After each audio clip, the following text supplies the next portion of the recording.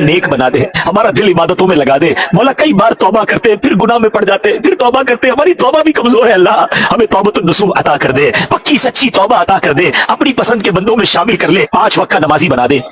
अल्लाह गुनाहों भरी जिंदगी से हमारी जान छुड़ा दे, कर्जदारों के कर्जे उतर जाए, बे औलादों को नेक और सालेह औलाद दे दे, औलाद वालों की औलाद को वालिदैन की आंखों का नूर बना दे। जो बच्चे बच्चियां रिश्तों के इंतजार में हैं, अच्छे और नेक रिश्ते दे दे। जो रिश्ते होकर घरों में चले गए, मौला उनको अपने घरों में खुशियां अता कर दे। अल्लाह हमारी औलाद को हमारी मगफिरत का जरिया बनाना, सदका जारिया का बाइस बनाना।